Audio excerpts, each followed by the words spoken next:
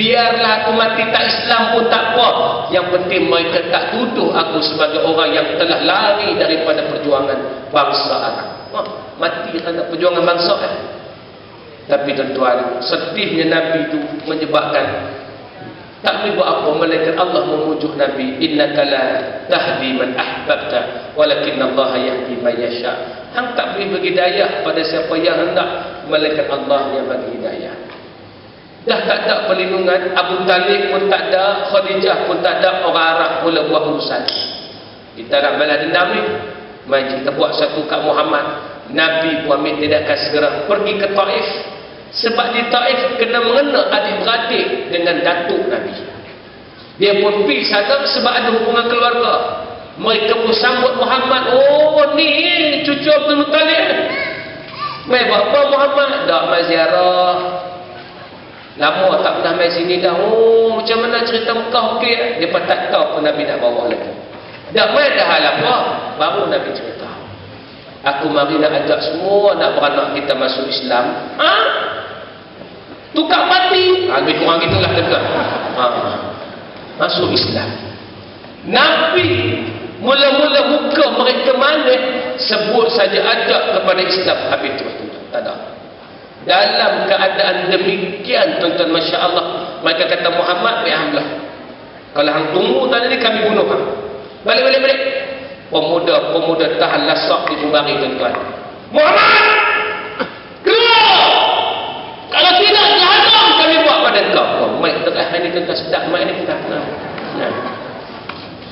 Akhir sekali Nabi pun dibaringkan dengan dua kelompok manusia memunggai Nabi dengan batu sepanjang perjalanan keluar. Zaid menahan Nabi, tapi Nabi dah luka parah, tak berjaya lah tuan-tuan, merangkak keluar daripada Taif sampai masuk ke kebun musuh Nabi juga, Utbah dan Syaibah bin Rabi'ah. Utbah dengan Syaibah ni musuh Nabi, tapi sebab dia tengok Nabi dah luka lah betul, bersandar di pohon kurma milik dia, dia pun kesian. Rupanya orang jahat ni pada kesian tuan-tuan. Bukan dia jahat terus, ada juga dia kesian. Dia pun kata, ambil kurma ngayak bagi kat Muhammad, nampak teruk tu kena buih. Hamba dia pun ambil kurma dan air bagi pada Nabi Muhammad. Nabi tak boleh buat apa dah, sekadar bersandar sambil merayu pada Allah. Allahumma inni ashku ilaika di'afa quwwati wa qillata hilati wa hawani 'ala an-nasi ya arhamar rahimin ila man takilni ila aduwi tajahhamuni aw ila sadiqin qaribin malaktahu amri a'udzu bi nuri wajhikal karim alladhi adha'at lahu as-samawati wal ard anta rabbuna wa anta rabbul mustada'afin. Nabi doa dia panjang tu. Tak terjemah tuan-tuan mengaji tarikh, faham dah apa Nabi sebut tu kan. Nak tunjuk pada kita Nabi merintih tuan-tuan sampai tahap Allah turun dua malaikat. Satu malaikat bukit, satu malaikat Jibril. Jibril pun datang jumpa Nabi, ya Muhammad, hada malakul jabal. Wahai Muhammad, ni dia malaikat bukit mai dah, dia tunggu perintah hang. Allah suruh dengar perintah hang. Hang perintahlah apapun. Ambil dua bukit hempuk atas pada Taif, dia sedia menerima arahan. Bagilah arahan Muhammad. Nabi ni orang hebat tuan-tuan. Dia kata la bal arju ay yakhruja min aslabihim may ya'budullah wa la yusyriku bihi syai'a.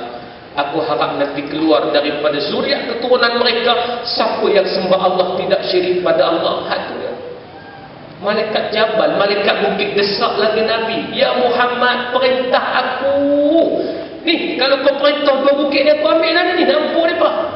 Sebab tu Nabi Muhammad jadi Nabi. Kalau kita jadi Nabi, Gunung Jerai, Gunung Kinabalu, Titi Wangsa, ya Allah ambil empuk atas Gunung Taif ni tuan. Sebab tu Nabi Muhammad jadi Nabi. Dia tak mengamuk tuan-tuan. Jibril kata, tolong Muhammad, perintah ni, kalau hang bagi arahan kami terus ambil bukit empuk.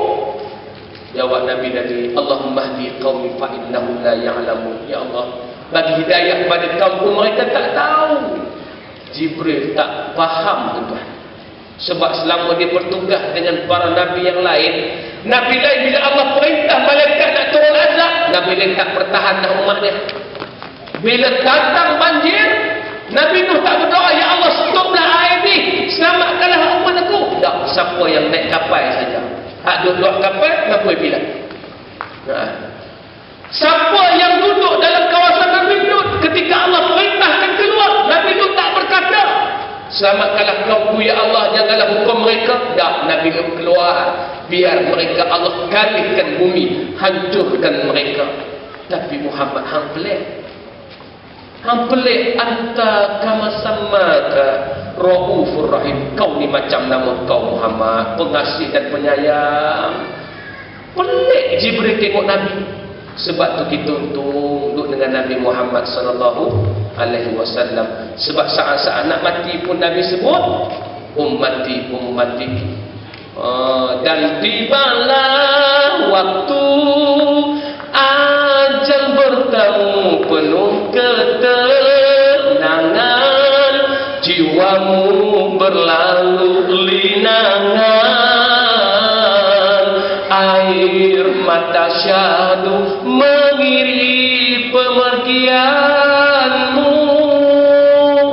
Itu Nabi bila mati hanya menyebut ummati ummati. Tapi bukan cerita Nabi mati tu nak cerita bahawa Nabi sebut perkataan tu, maknanya Nabi tak lupa pada umat dia. Kalau kita sebut bini dia, bini aku, bini aku, bini aku, bini aku. Nabi sebut lain, hanya mengadu teringat kepada umat. Sebab Nabi sayang semua kaum umat ni, sebab tu Nabi tak buat apa-apa. Dan bila dah jadi peristiwa itu, akhir sekali Nabi balik. Nak balik tak boleh masuk pula. Tak boleh masuk tu menyebabkan Zaid kena berlari pergi jumpa dengan satu orang Arab bernama Mut'im bin Adi. Hai Mut'im, tolonglah, sebab Muhammad dah diboikot masuk ke Mekah, tolonglah. Walaupun Mut'im dia tak Islam, tapi dia tolong Nabi. Sebab orang Arab ni dia best dan orang. Dia pun istihad. Hai, aku Mut'im bin Adi, Muhammad nak masuk semula ke Mekah. Siapa usia Muhammad, macam usia aku. Jangan siapa-siapa berani sentuh Muhammad. Siapa sentuh Muhammad, maknanya mengganggu Mut'im bin Adi. Mut'im ni orang hebat lah. Pangkat dia panjang tuan-tuan. PJK, PSS ada belakang tuan-tuan. Maksud dia orang hebat lah tuan-tuan. Nak tunjuk pada kita Nabi boleh masuk semula, orang tak kacau sebab buah perlindungan. Dipanggil suaka politik. Bila duduk dalam Mekah semula tuan-tuan, satu malam, kata setengah riwayat, Nabi sedang duduk dengan beberapa orang sahabat di Masjidil Haram. Masa itulah Jibril datang, bawa satu binatang namanya burak. Burak ni cerita tuan-tuan dengar selalu ada. Sebab tu ada satu forum dulu orang pernah tanya soalan. Sebab dah tiap-tiap tahun dengar cerita burak kan, ustaz pun buka soalan. Tuan-tuan nak tanya apa? Ada satu orang tu sebab dia dah lama dengar cerita borak, dia tanya tu soalan, ustaz nak tanya, borak boleh buat korban tak? Boleh buat korban tak ustaz borak ni kan? Sebab dia dah simpan soalan tu lama dah, 3-4 tahun dah tuan-tuan. Nak tanya borak dia boleh untuk darah ke tak? Fikir otak makan dia tuan-tuan. Jadi makna tak apalah, cuma nak bagi tahu satu binatang nama borak. Kenapa nama borak tuan-tuan? Mungkinlah sebab orang panggil borak, sebab selalu orang duk borak pasal dia, borak-borak. Tapi sebenarnya borak ni berasal daripada perkataan barqun. Yakadul barqu yaqtabu absarahum, hampirlah halilintar itu menyambar pandangan mereka. Jadi kita tahulah nama borak ni pasal dia halilintar. Itu nama borak. Buruk tak campur pun tak nak tengok, hanya Nabi pernah tengok. Orang kata kecil sikit daripada baban, besar sikit pada hemar berwarna putih. Hemar kita tahulah kaldai, donkey. Bagon, kita kenal bagon.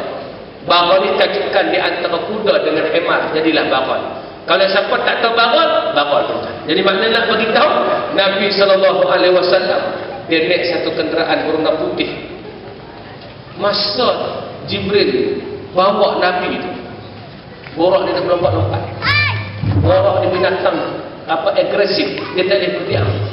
Jibril kata, hai borak, yang nak naik kamu ni seorang insan muda nama Muhammad. Terdiam dia, jadi malu tuan-tuan, sebab dengar nama Muhammad.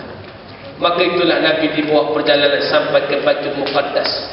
Nabi singgah di Baitul Maqdis, kemudian disangkutkan kenderaannya di tempat para anbiya lain menyangkutkan kenderaannya di situ.